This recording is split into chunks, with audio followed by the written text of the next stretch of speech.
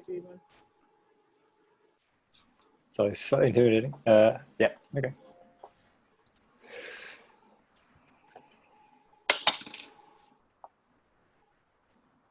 Sounds good. So we'll let people filter in for a few minutes.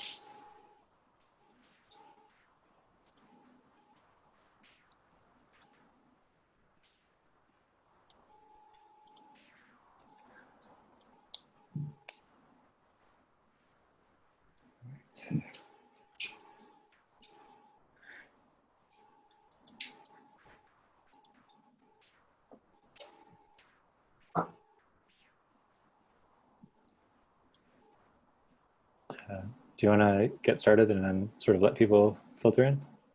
Yeah, that sounds good to me. Okay. Great. Welcome, everyone. Super happy to see you all today.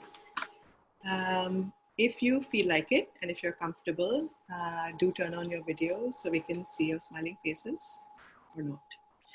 I'm Ranjita, and Brian and I are co-leading the Hard Earth series this spring.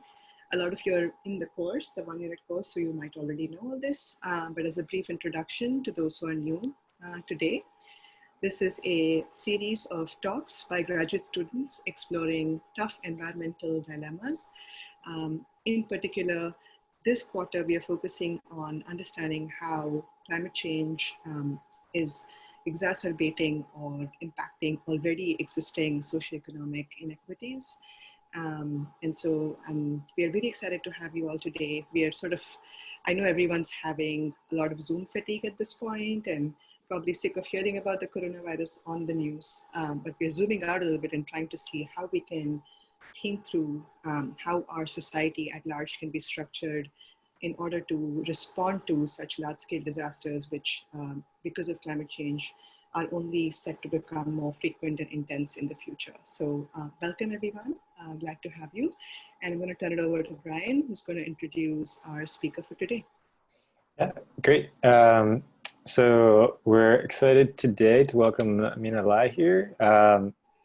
Amina is a second-year PhD student in Earth System Science. She's in the Diffenbaugh lab.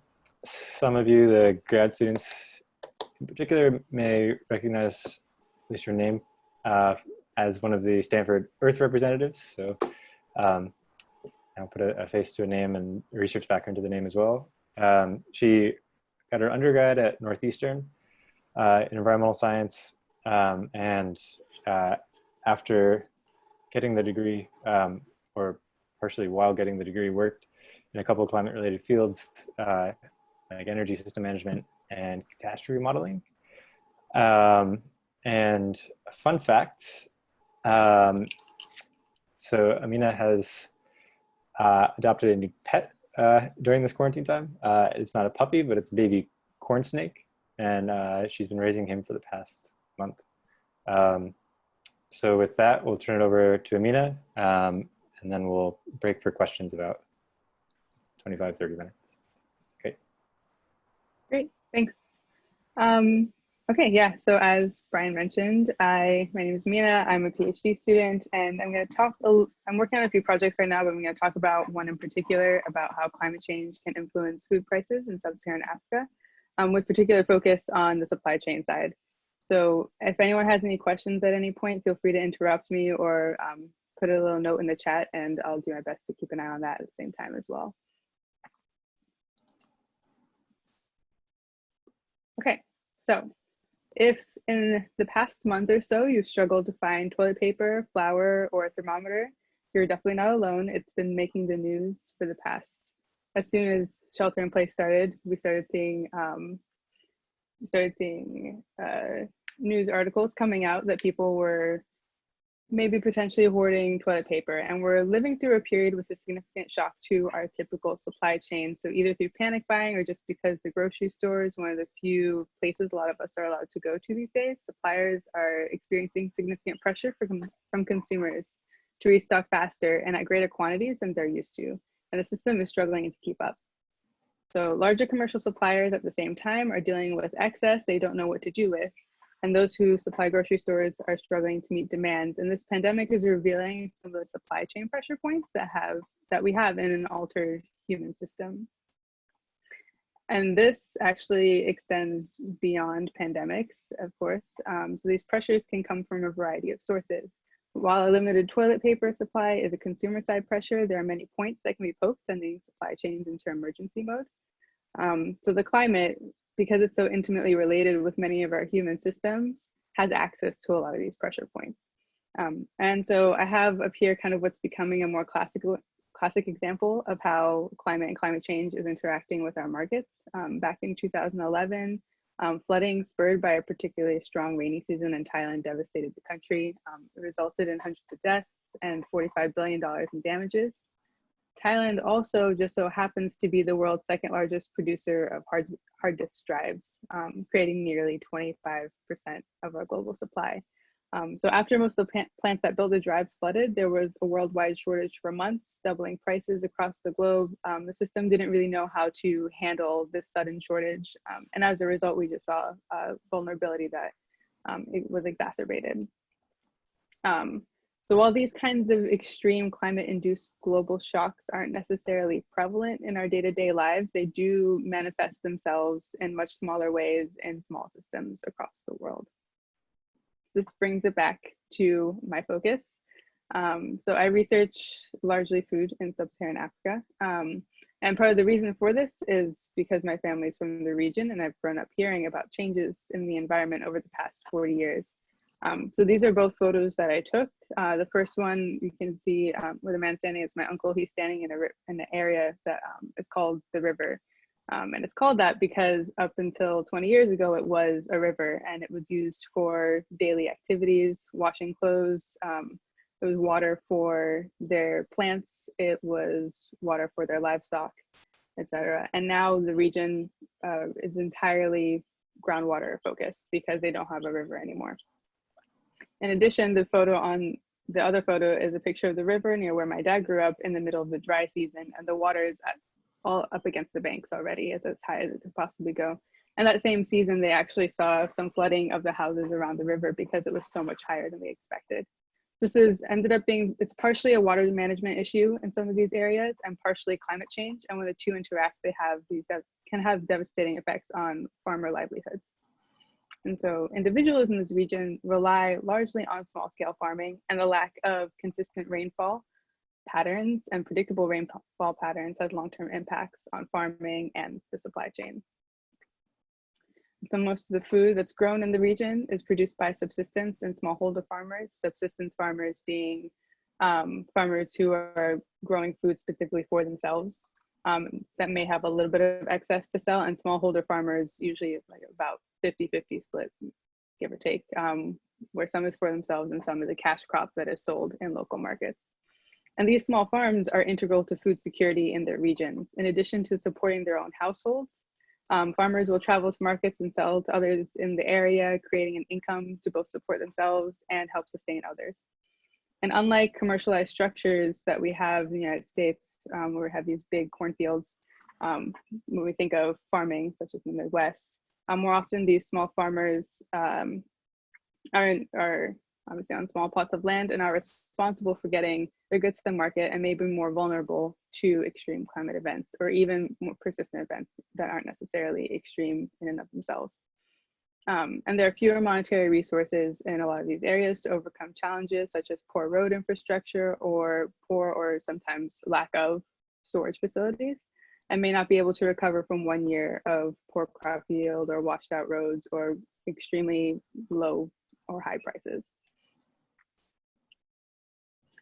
So given these small farming systems that are spread out across the region and different farms grow different crops at different times of the year, how can we start to understand the climate impacts? If we had just 5 large farms to look at, we could simply have 1 or 2 people on the ground, ask a few questions and really understand what's happening throughout the year. But we really don't have this option. We kind of have to intuit the effects. So the 2 questions that have been driving this particular project are really, how can we understand these small scale systems without the manpower that we need to follow everyone on the ground and have a very clear picture of what's going on, while still, so how can we do that with our big global data without generalizing too much? In addition, which parts of the systems are most influenced by the climate? And this is particularly important because if we know that during certain points of the supply chain, we are way more vulnerable to extreme weather, then we can, or extreme rainfall in our situation, we can start to take actions in order to prevent those issues. My actual question is, what is the local agricultural commodity market response to precipitation in sub-Saharan Africa? And this is a mouthful. And it really just boils down to, how does the price of some food staples like corn and wheat change as the amount of rain changes? Sometime between the date when we plant the seeds in the ground and when the good is sold. And in particular, I'm focusing more on what happens after the food is grown. And I'll get a little bit into that. So then we have to ask, well, what can rain actually influence? So I mentioned a couple of different things already.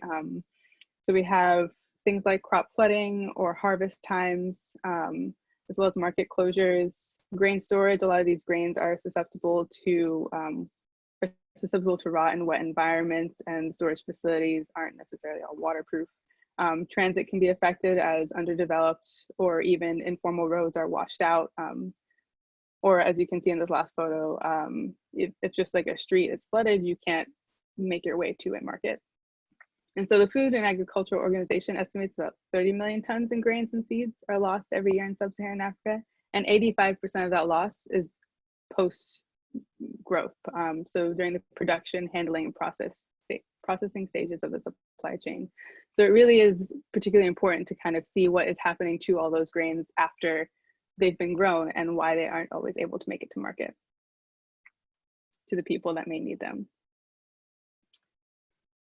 So in my project, I focus on a collection of markets where local agriculture is sold and try to figure out how rainfall is interacting with these systems. I have data in Mauritania, Nigeria, and Chad, and each of these yellow dots that you see is a different market.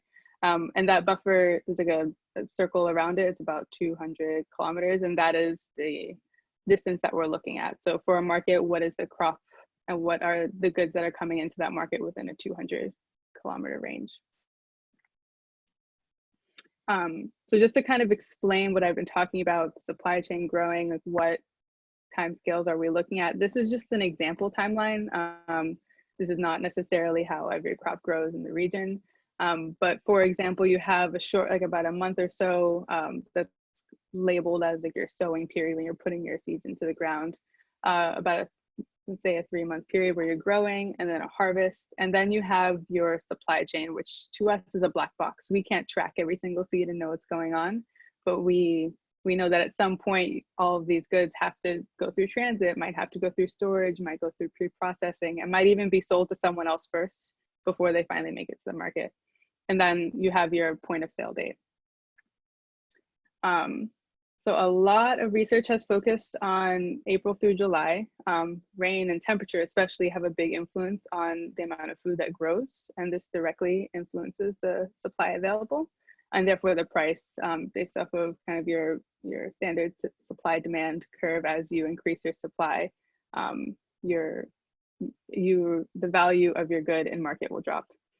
Unfortunately, I only have data on the point of sale, the price of a single good on a certain date in a certain location. I don't know when that good was planted. I don't know when it was harvested, and I don't know when the supply chain is. So the intent of this project is really to build out a timeline to understand when all these different elements when all of these different parts were happening, and then being able to take a step back and say, okay, and so how much is rain influencing each of these individual aspects?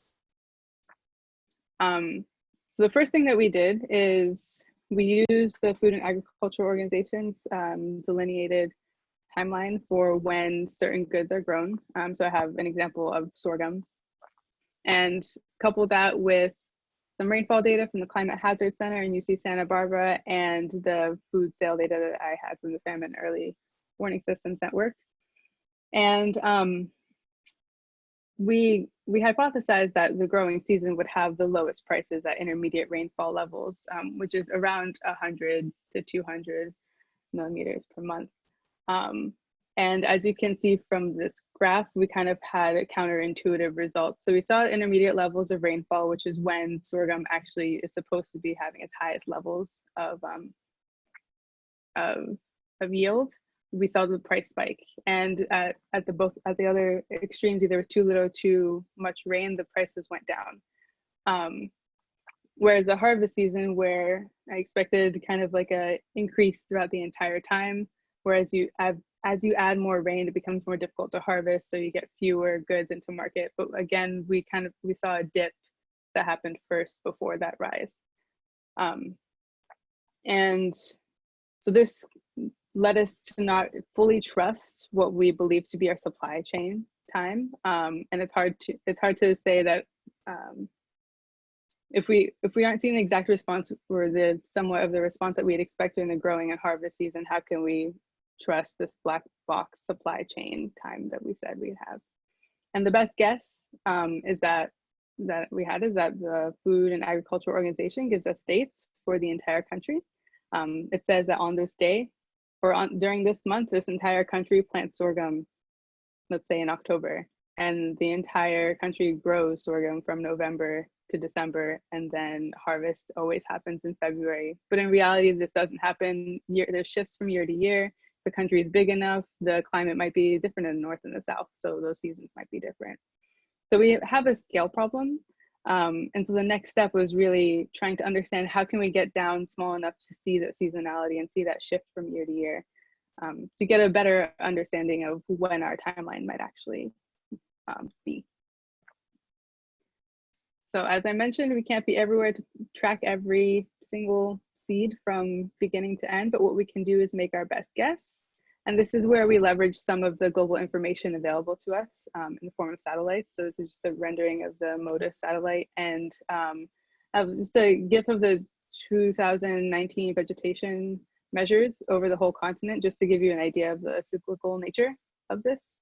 So we can measure vegetation to estimate like the growing seasons of all these different crops. And we overlap this with areas that we know are croplands, and you get a seasonal cycle where at the peak greenness, we know that we have, we're kind of at our peak growing, and as it starts to go down, we're starting to harvest, and then eventually move forward into our supply chain. Sorry, I see we have a chat question.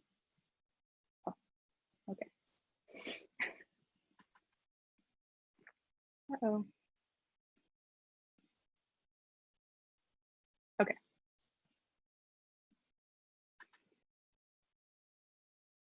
All right, so this is just kind of this cycle on one specific box transect. So what we're using is actually called the Normalized Difference Vegetation Index, NDVI, and it can tell us a lot about what's happening at these different croplands. So these are all just measures of NDVI across about 300 days.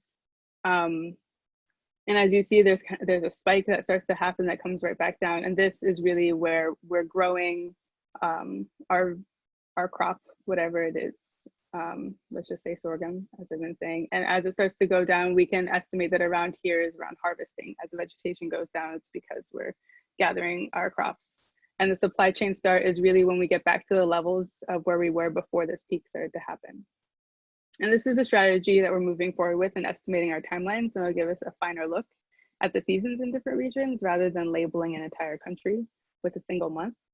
And I kind of wanted to take a second to acknowledge the iterative process that went through with this research. It's never quite as simple as figuring out a method and following it. It includes having some like healthy skepticism about your own results and constantly checking in to see if what we have makes sense, and if not, trying to find a way to confirm if your results are reliable or not.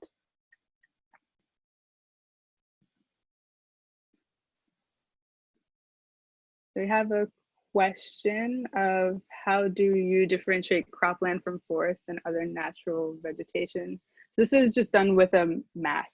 There's a data set out there that has 30 by 30 kilometer delineations of like what is cropland versus non-cropland essentially. And I just lay that on top of our NDVI data, and I only take information from those specific transects, I guess. Does that make sense?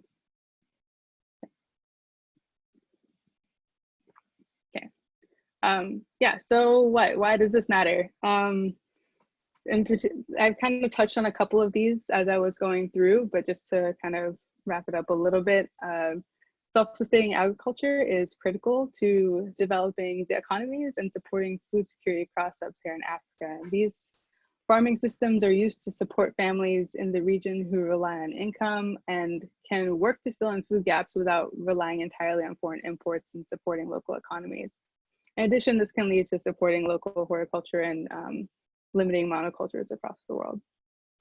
In addition, understanding the general regional price responses can allow for policymakers to prepare for or avoid climate-driven price fluxes. So if we start to recognize that a spike in rainfall at a certain time that isn't necessarily correlated with the growing season in a region, whereas a policymaker can recognize that, oh, this might actually still affect our food security because we've seen in the past that when we get a lot of rain during this time, something happens and we lose a lot of the food that tends to go to market, or the prices of the food start to fluctuate a bit too much.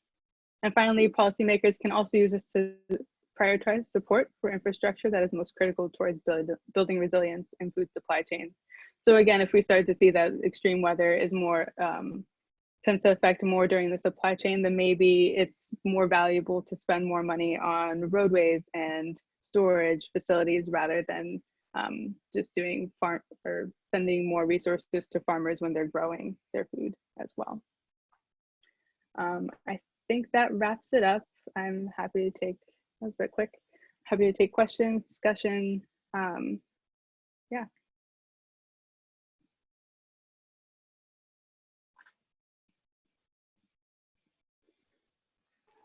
That was fantastic. Thanks, Amina. Those who are comfortable speaking up and asking questions on the call, feel free to do so. If you want to type it in the chat, that's great as well.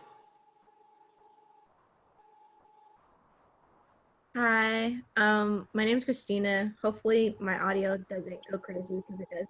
But I was just wondering if you could talk a little bit more about your background and what led you to this study. Yeah, so as I mentioned, my family is from sub-Saharan Africa, and they are subsistence farmers, I guess I should say. And so I've kind of done work in sub-Saharan Africa before, and I've always been trying to figure out why the climate was changing and how I could best help, as I saw different people, both in my family and related to them, that were struggling to keep their farms alive. And it all seemed to tie back to the climate, or something was changing in their environment that they had no control over.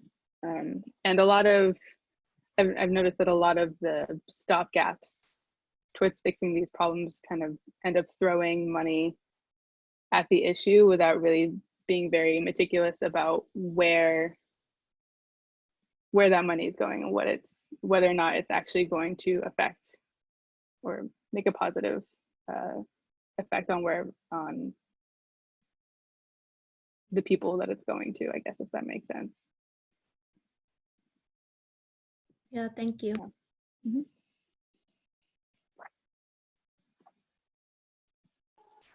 We have a raised hand Okay. from Maj. Maj, you want to go ahead? Yeah, thank you, Ranjitha. Thank you Em, for your presentation. I'm wondering if you have shared the results of your study even as you were working through your project. Have you shared it with any relevant makers and what their opinions were, and what you, I guess, what you expect to be the biggest obstacles to those recommendations you listed? Yeah, well, so I guess I don't have specific recommendations yet because I don't have finalized results yet as well. And I haven't had the chance to send this to policymakers. I'm a bit hesitant to do that before the project's finished, just because like as I mentioned before, I wasn't really confident in the results that I got with my original analysis and regressions. So it seems that anything based off of that, I might be telling people to do the exact opposite of what they should be doing. So, and I'd imagine the challenge is really just getting in touch with the people that really have the power to make a difference, because talking to policymakers that want to make a change in itself seems to be less of a struggle than actually implementing a lot of these recommendations might be. So that might be a little bit further in the future than where I am at right now. Yeah, thank you. That makes a lot of sense. Appreciate your answer. Okay, there's a couple questions in the chat. Okay. So Amanda asked if you could magically improve GAIN-1 data set for this project, what would be most beneficial for your project or general interest in this topic? Oh.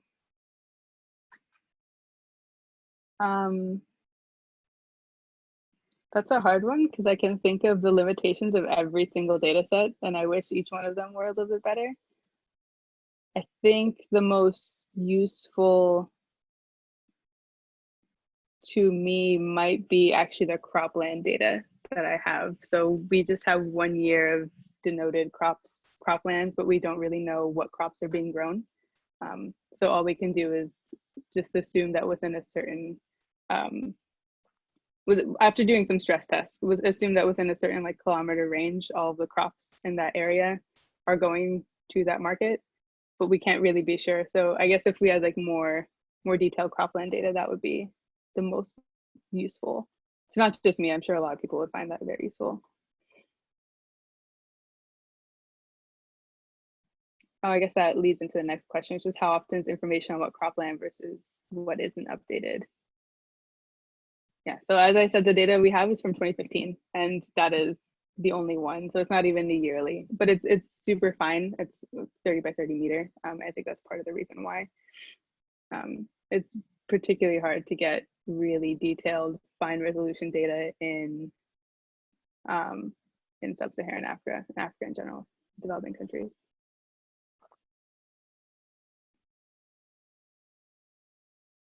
So which crops did you obtain the price data for? How many? And did I obtain the data by going around asking for vendors? So the crops, there's 120 of them or so, if I'm remembering correctly.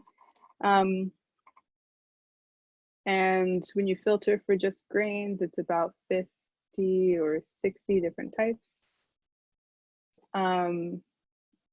And I personally did not go and collect this data. So as I mentioned, it's from the Famine Early Warning Systems Network, and they've been collecting this data since 1995. And it gets more and more detailed as you go on into the future. So my project really only goes back to 2010, just so we can get as much data as possible, as much consistent data as possible for these different types. But with the first stage of this project, I focused specifically on sorghum, maize, which is corn, and wheat.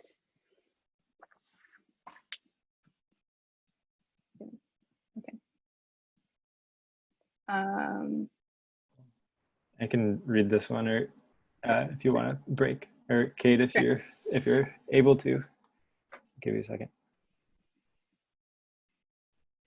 Yeah, I just wanted to quickly ask about like the type or quality of farmland being examined, whether that could potentially also have like ramifications down the line. For example, like if better land is being bought and used for cash crops or export as opposed to subsistence farming, then presumably like the cropland using like that's used for subsistence would be more prone to kind of climatic fluctuations, which could have rippling effects and lead to greater supply and price fluctuations over time.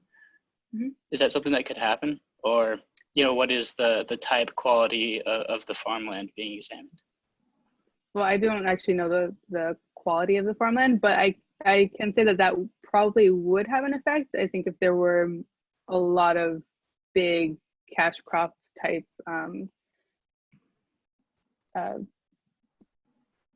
businesses in the regions that I'm looking at, but they typically aren't.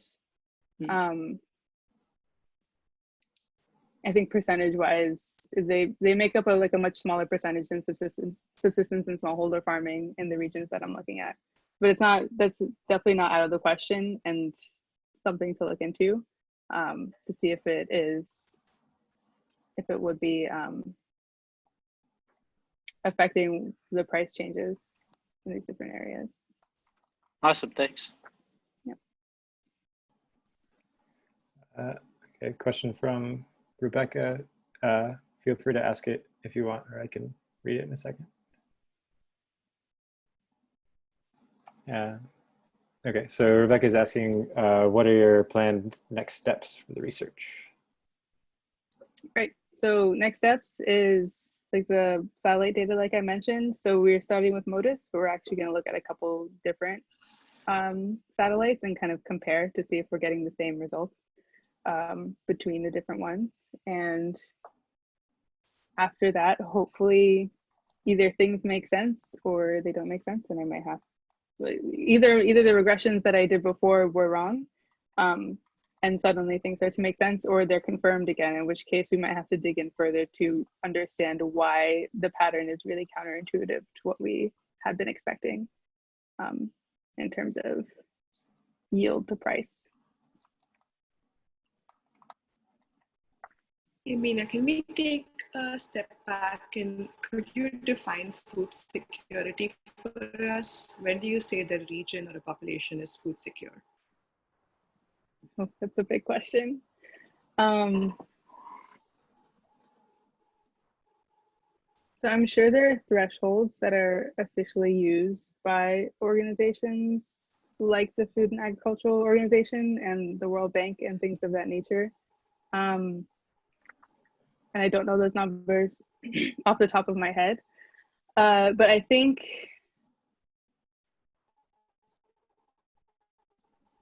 we can start to consider a location. If I had to make up a definition for myself, we could start to consider an area to be food secure where the income of a region is well balanced with the price of food in the region. Either that or there's consistent high yield in farming and farm quality, I guess.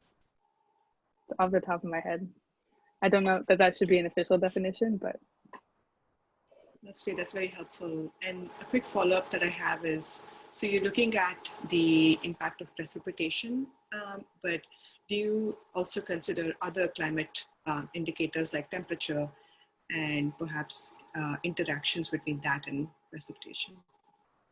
Yeah, so this was actually a question that I had when I first started the project. As I kind of very briefly mentioned, when you're looking at crop growth, temperature actually is a way better estimator of what your yield might be than rainfall is. But I guess my reasoning for choosing precipitation is just because it can touch so many different aspects, whereas temperature, really, your roads aren't going to disappear because it's a little extra hot. And you might have public health issues that arise, but typically I would imagine the elements that make up the supply chain are less affected by extreme temperature in either direction.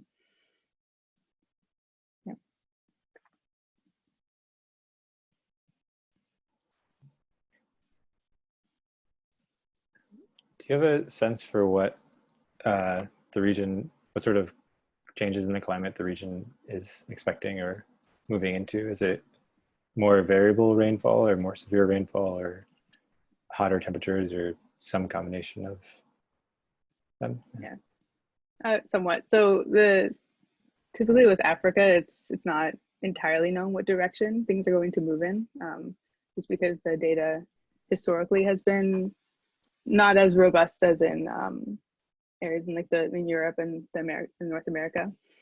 But it's generally assumed that we're going to see more extremes in either direction, and that we already have seen sort of like shifting in the monsoons and the wet and dry season from year to year. So things are just getting a little bit more erratic. But in terms of what your net positive or negative, it's not really clear.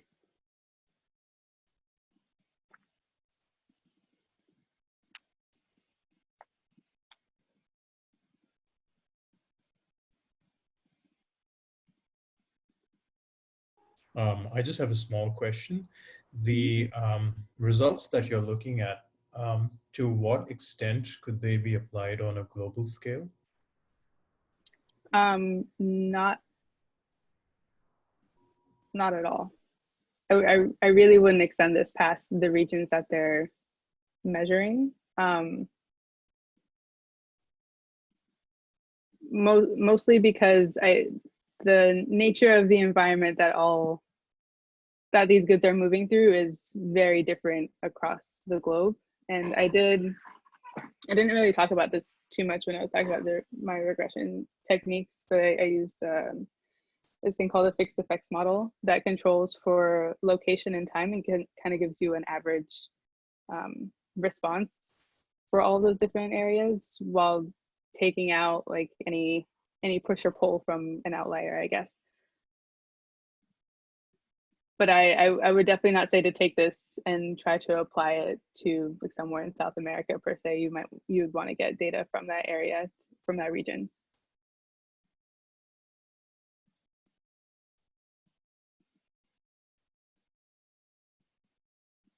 We have a question in the chat from Elisa. Elisa, would you like to pose your question? I can read it. I'll give you a second. Sure. I'm just wondering about like thinking about improving the resilience of this supply chain. Are there strategies that people are already implementing or things on the horizon? If you know anything about that. Yeah, I think it's kind of some of the things I've mentioned already. Things like adding or supporting better road infrastructure. That's a big one. A lot of these regions have either informal roads or old ones or ones that are not particularly resilient to extreme weather changes. That's a big one. And there's been a lot of calls for increased storage and better storage. Some places, they just have these kind of handmade huts that are supposed to protect grains in between before they're being sold, as opposed to what we have here in the US, like silos. And there are silos, but they're less common. So strategies like that, it's kind of big infrastructural things that could help like an entire region, I'd imagine. I guess I don't know of any small community ones that are currently being implemented. But I could imagine some sort of community strategy where farmers kind of build co-ops, which do exist in some areas. Could also be a potential way to build resiliency from year to year, just in case one farmer who's a little bit closer to a river gets flooded out 1 year. They might be able to find support in their local communities as well. Thanks. Mm-hmm.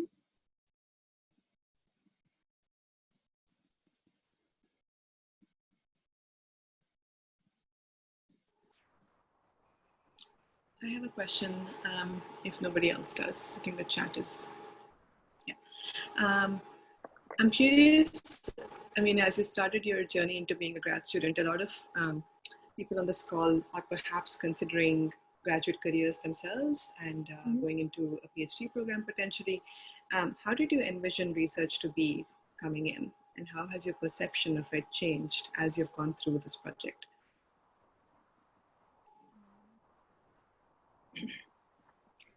I think when I first started, I imagined that research, it felt very outside of something that I could do and see through from start to finish. It seemed like all of the professors and upper level graduate students, they just knew exactly what they were doing every single time they dove into a project, and they had their methods down, and they were like, okay, here's a problem, here's how I'm going to answer it, and then they go and answer it. And I just couldn't see that start to finish. And I'm realizing that that's not true, and also that might just be the direction or how everyone kind of goes through the research process, where you don't really know exactly what's going to happen the entire way through. You set your question, you set your hypotheses, and you have your methods down, but who knows what's going to happen after that. And there's a whole bunch of different directions that you end up moving in. And I mean, I've only been doing this for 2 years, but I can't really imagine that I'll ever be able to just start and finish a project the exact same way that I said I was going to go through it. So yeah, it's a big one. And to not be, I guess the one thing to like take away from this is to not be afraid by how competent everyone seems.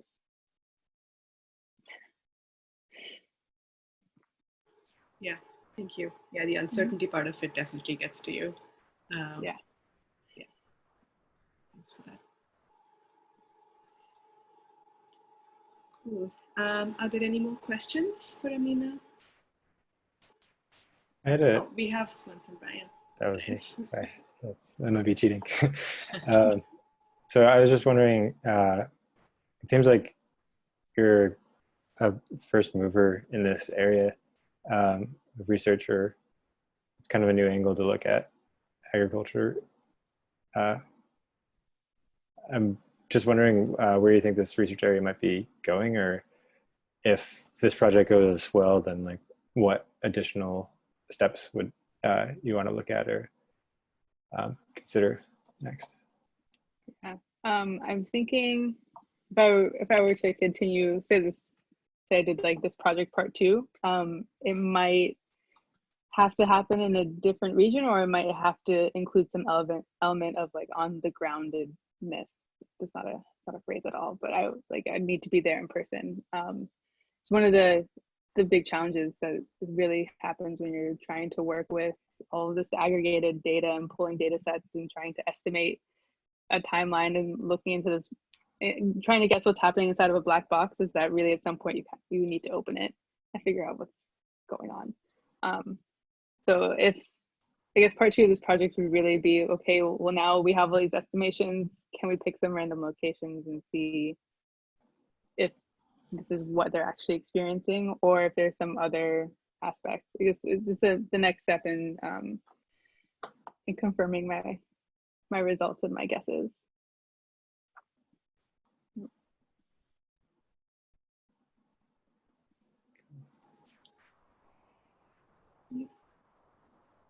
All right. Any other questions for people on the call?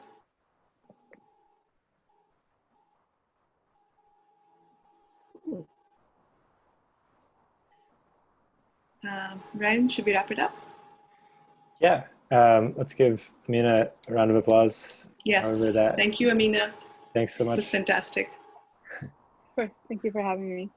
And if anybody wants to stick around to ask other questions, we'll leave the video link up for a little while.